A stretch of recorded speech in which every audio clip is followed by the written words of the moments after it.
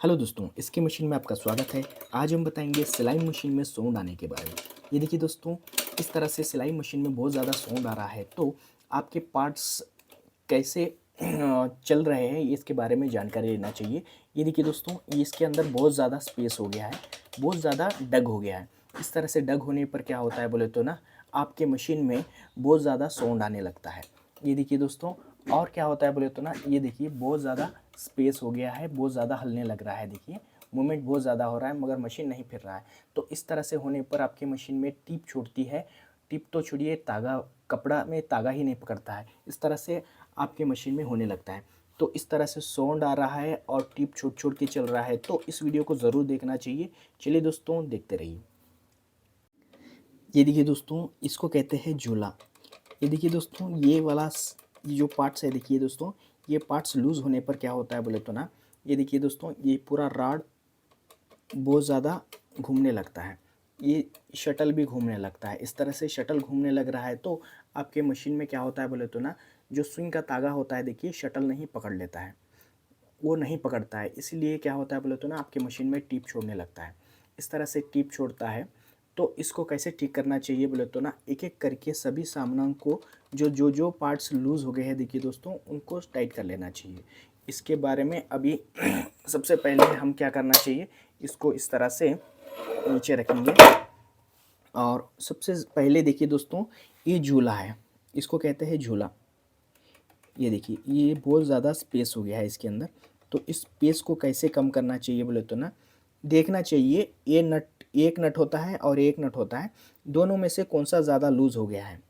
एक कौन सा लूज़ हो गया है उसी को टाइट करना चाहिए। ये देखिए, इस तरफ से ज़रा लूज़ हो गया है हमारा नट।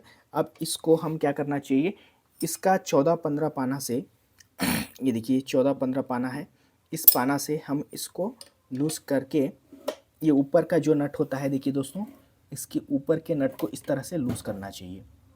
ये जो ऊपर का नट होता है, देखिए, इसको हम इस तरह से लूज़ करना चाहिए।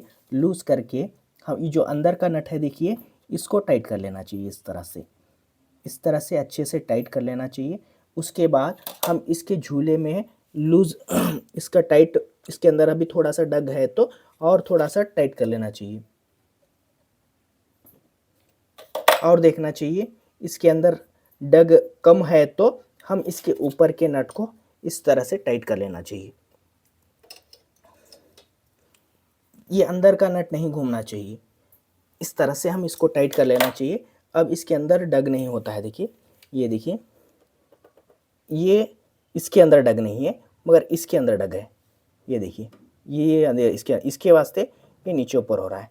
इसके वास्ते 10-11 पाना लेकर इसको भी टाइट कर लेना चाहिए।